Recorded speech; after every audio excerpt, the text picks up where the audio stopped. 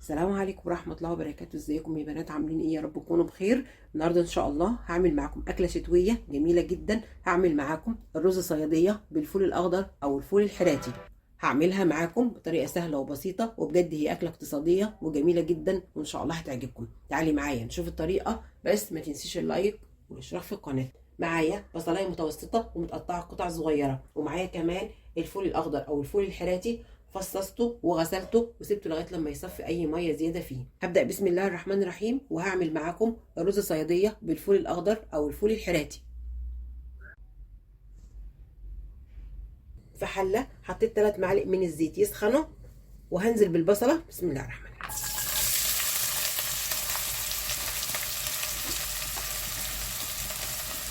وهقلب البصله لغايه لما البصله تاخد اللون البني. البصله مش هتتحرق.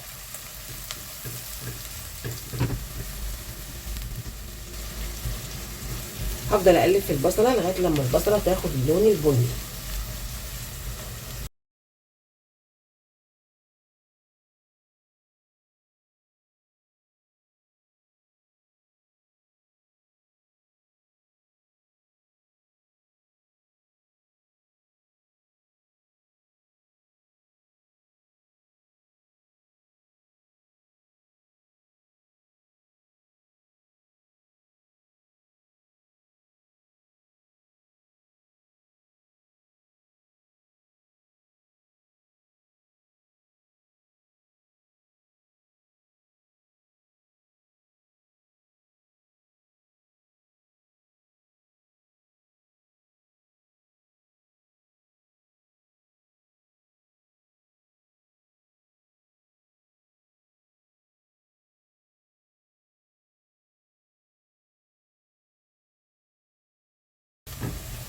لازم تخلي البصله كلها لون واحد.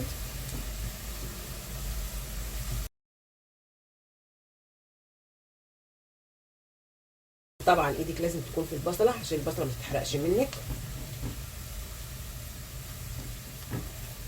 لازم تخلي البصله كلها لون واحد. كده البصله اخدت اللون البني. هنزل بالفول الاخضر. هنزل بالفول الاخضر او الفول الحراتي. بسم الله الرحمن الرحيم. وهقلب.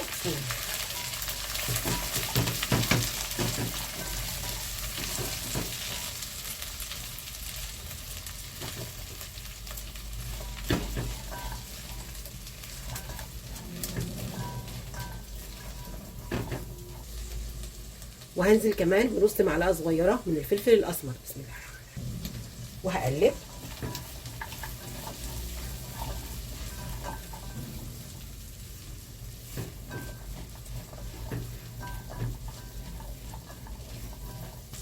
وهحط ميه تغطي الفول الاخضر عشان الفول الاخضر يستوى. بسم الله الرحمن الرحيم.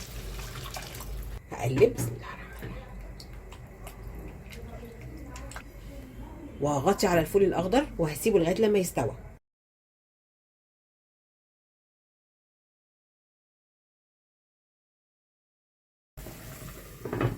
وبعد ما الفول شرب الميه واستوى هطفي النار وهغطي عليه واسيبه 10 دقايق.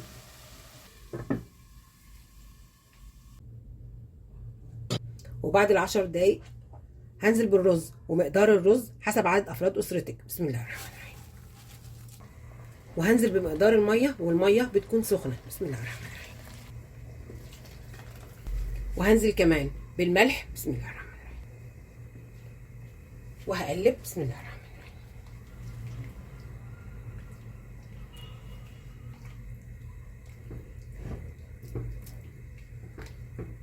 وهغطي عليهم.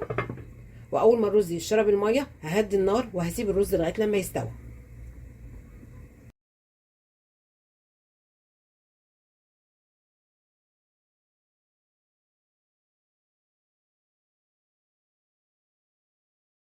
وبعد ما الرز شرب الميه ههدي عليه النار وهسيبه لغايه لما يستوى.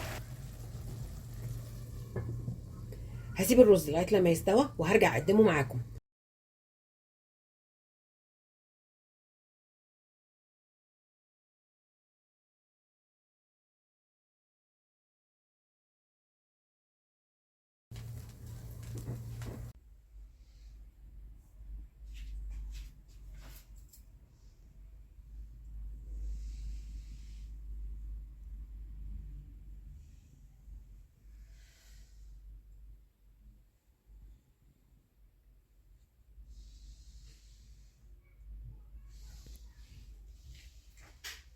وده شكل اكلتنا النهارده بعد ما استوت. بجد اكله حلوه جدا واقتصاديه وموفره.